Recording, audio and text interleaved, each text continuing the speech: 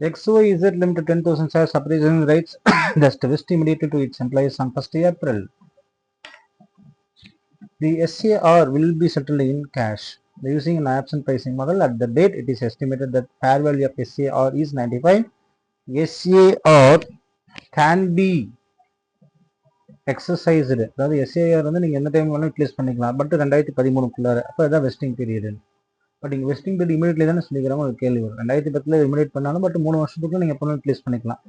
But 2011, 12, 13 எத்தனை பேர் வெளியே போகிறாங்கன்னு பார்த்தா, சரி எத்தனை பேர் யூட்டிலைஸ் பண்ணிக்கிறாங்கன்னு பார்த்தா, ஃபஸ்ட்டு 2011 95%, 2000 நெக்ஸ்ட் இயர் 2012 வந்து 92%, அதாவது கடைசி 2013 89% அப்படின்றாங்க. Fair value at the end of the each year அவங்க கொடுத்துட்றாங்க. ஃபேஸ்ட் ஜேர்ன் எண்டிஷன் சொல்கிறாங்க. அதுக்கு முன்னால் வந்து ஃபேர் வேல்யூ கொடுத்துட்றாங்க. ஃபேர் வேல்யூவும் அவங்க கணக்கில் கொடுத்தோம்னா அந்த ஃபேர் வேல்யூ நீங்கள் கவனமாக கணக்கு எடுத்துக்கணும். ஃபேர் வேல்யூ கொடுக்காம இருந்தால் எப்படி, ஃபேர் வேல்யூ கொடுத்தா எப்படின்றது நம்ம பார்க்க போகிறோம்.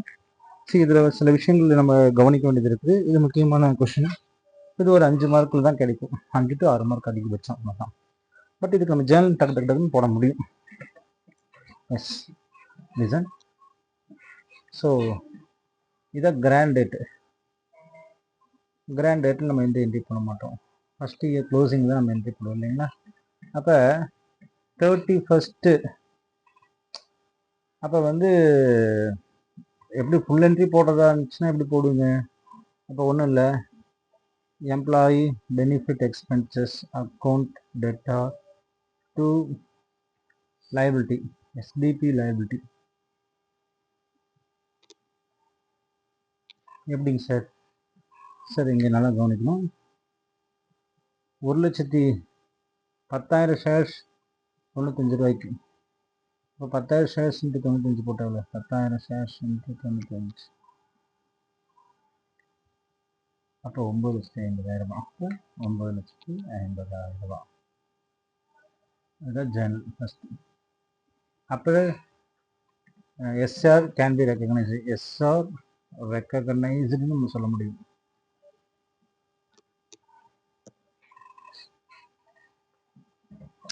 ஒரு லைபிலிட்டி நீங்கள் ரெக்கக்னைஸ் பண்ணிட்டீங்க.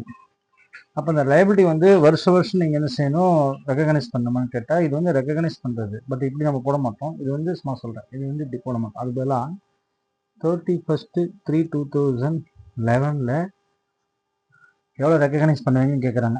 ரெக்கக்னைஸ் பண்ணுறது அதே தான். இதில் எந்த ஒரு மாற்றமும் கிடையாது. EBE expenses account data to SBP liability இல்லையா, SBP லைபிலிட்டி. அப்போ ஃபஸ்ட் இயர் எக்ஸ்பென்சஸ் ரெக்கக்னைஸ்டு. எப்படி இந்த கால்குலேஷன் போடுவோம் அப்படின்னு பார்த்தீங்கன்னா, இங்கே வந்து சொல்கிறேன், அதாவது 9,50,000 ரூபாய் இன்ட்டு 1/3, இவ்வளோதான் சிம்பிளாக. 9,50,000 இன்ட்டு 1/3, 3,16,667 ரூபா. இதை 3 வருஷத்துக்கு போட்டால் அந்த 9,50,000 வந்துடும். பட் மேட்ரு அது கிடையாது. ஏன்னா இங்கே நிறைய விஷயம் இருக்குது. ஃபஸ்ட்டு இந்த கால்குலேஷன் இஸ் வெரி இம்பார்ட்டன்ட். அந்த கால்குலேஷன் போட்டோம். இப்போ number of employees, number of shares. Number of employees எத்தனைங்க, அதான் கேள்வி. நம்பர் ஆஃப் ஷேர்ஸ் எவ்வளவு, 10,000 ஷேர்ஸ். நம்பர் ஆஃப் எம்ப்ளாயீஸ் வந்து எவ்வளோ இருக்கிறாங்கன்னு பார்த்தீங்கன்னா, இந்த கணக்கில் வந்து பார்த்தீங்கன்னா SAR can be extended to 31st March. At the end of the period of 31st March 2011 is expected 95% தான். அப்போ 95%னா அப்போ இதில் நம்பர் ஆஃப் எம்ப்ளாயீஸ் வந்து 95%. 10,000 shares appreciation rights that vest immediately employees. அந்த எம்ப்ளாயீஸு வந்து 92% அப்படின்னா அந்த 10,000ல் 90% அப்படின்னு கேட்குறோம். எஸ். அப்போ 10,095 ரூபா இருந்துச்சு. இதுதானே, இப்படி தான் வச்சு நீங்கள் 9,50,000 போட்டீங்க. ஆனால் இது வந்து ஃபஸ்ட்டு. பட் இது வந்து ஃபஸ்ட் இயர் எண்டில் வந்து எத்தனை பேர் தான் இருக்கிறாங்கன்னா 95% தான் கம்ப்ளீட் பண்ணுறாங்க. சரி, அப்போ வந்து ஃபேர் வேல்யூ என்ன ஆகுது, 112 ரூபா ஆகுது. அப்போ ஃபேர் வேல்யூ வந்து என்ன செய்யுது, உங்களுக்கு 112 ரூபாய் மாறிடுச்சு. அப்போ இதுதான் முக்கியமானது, இந்த இடத்துல கவனிக்கணும். Fair value first year closing அப்போ 31st மார்ச் அன்னைக்கு 112 ரூபா மாறிடுச்சு. அப்போ 112 ரூபா மாறினா மட்டும் பத்தாது, எத்தனை பேர் இருந்துக்கிறாங்க, 10,000 ஷேர்ஸ். பட்டு அப்போ பார்த்தீங்கன்னா என்ன ஆகும்னா இப்படி தான் நீங்கள் போட்டாகணும். 112 இன்ட்டு 10,000. பட் எத்தனை பேர் இதில் கம்ப்ளீட் பண்ணுறாங்க அப்படின்னு பார்த்தீங்கன்னா 95%. எஸ் 95%. அப்போ 10,24,000. அப்போ இதில் 95% தான் கம்ப்ளீட் ஆகணும். அப்போ வந்து 10,64,000. அதாவதுங்க 112 ரூபா இன்ட்டு 10,000 இன்ட்டு 95%. இப்படி போடுவாங்க. 112 சரி 112 இன்ட்டு 10,000 11,20,000 இன்ட்டு 95%. 10 லட்சத்துக்கு இது 1/3 போகணும். ஏன்னா இன்ட்டு 1/3. இப்போ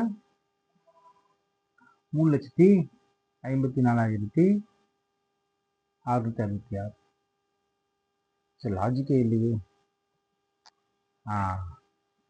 ஏன் அப்படின்னா இதுதான் முறை ஆக்சுவலாக வந்து நம்ம போட்டிருக்கணும். பட் ஃபஸ்ட் இயரில் நீங்கள் ஸ்டார்டிங்லேயே ரெக்கக்னைஸ் பண்ணிட்டீங்க.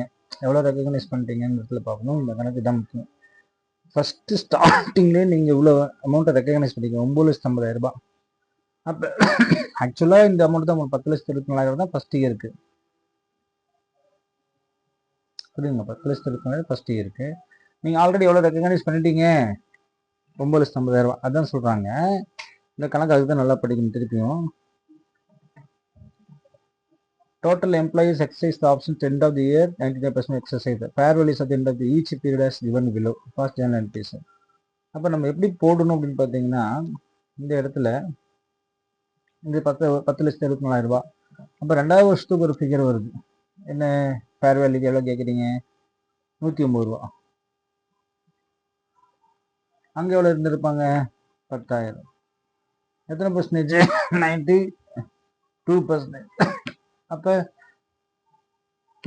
109 இன்ட்டு 10,000 இன்ட்டு 92%. அப்போ 1,02,800.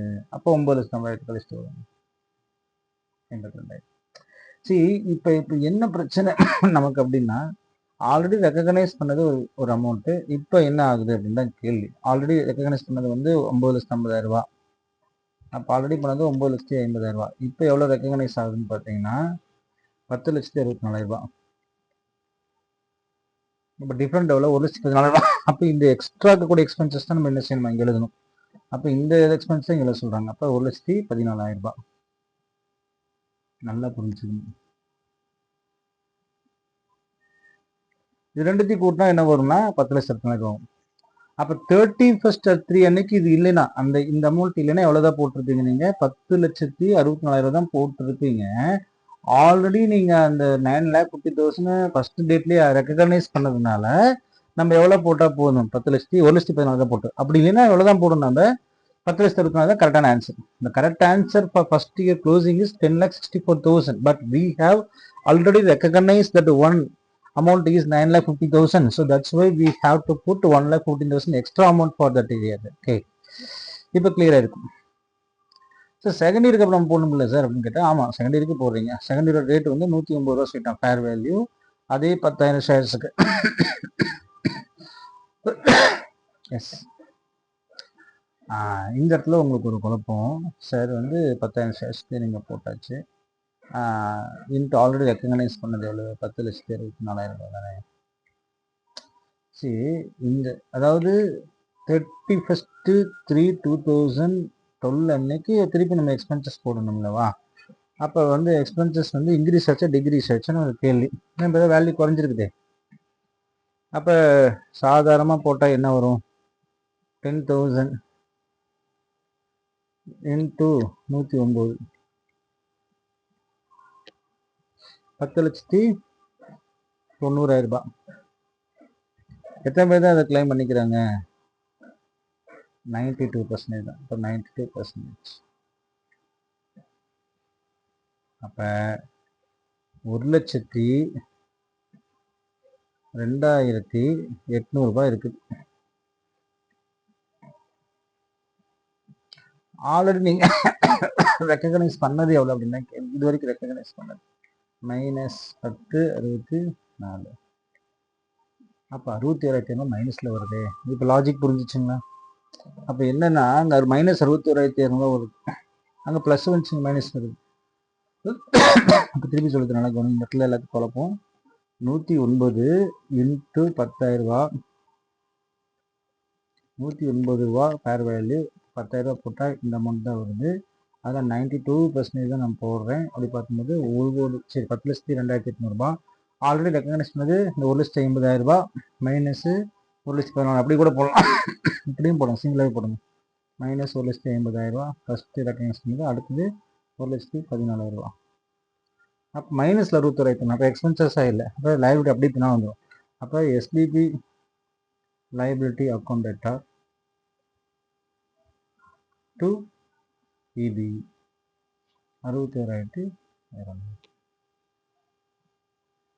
தேர்ட் இயருக்கு போட்டு போயிடலாம், அப்படியே தேர்ட் இயர் பண்ணலாம். ரிவர்ஸ் பண்ணுங்க. தேர்ட் இயருக்கு என்ன இருக்குது 114 இல்லையா? அப்போ தேர்ட் இயருக்கு எவ்வளோ வருது 114. அப்போ 114னா ரொம்ப சிம்பிள். அப்போ 114 எடுத்துக்கங்க. 114 இன்ட்டு 10,000 11,40,000 தான். இப்போ இதுதான் இருக்கணும். ஆனால் எத்தனை பர்சன்டேஜ் ஆஃப் த பீப்புள் தான் அதை கம்மி பண்ணுறாங்க? 89%. அப்போ இதோட தான் எக்ஸ்பென்சஸ் இதாக இருக்கும். அப்போ -9,50,000 -1,14,000 +61,200 ஏங்க +16. ஆனால் எல்லாத்தையும் மைனஸ் பண்ணி இது ஆப்போசிட். அப்போ 11,800. அப்போ எக்ஸ்பென்சஸ் அதிகமாக வருது. அப்போ இந்த இடத்துல 31/3/2023 EBE expenses account data to திருப்பி SBBP லைபிலிட்டி எவ்வளவு 11,800 ரூபா. சி இது லாஸ்ட் செட்டில்மெண்ட். இது ரெக்கக்னைஸ் செட்டில்மெண்ட் டேட் அன்னைக்கு என்ன ஆச்சு அதான் பார்ப்போம். அப்போ 31/3 அன்னைக்கு தானே செட்டில்மெண்ட் ஆகும். அப்போ SBBP liability account data to cash R bank. அப்போ 10,000 ஷேர்ஸு எவ்வளோ இருந்துச்சு? ரேட்டை பார்க்கணும். எவ்வளோ இருந்துச்சு? 114 இன்ட்டு 89%. செக் பண்ணி பாருங்கள். 10,000 ரூபா இன்ட்டு 114 இன்ட்டு 89%. 10,14,600 ரூபா.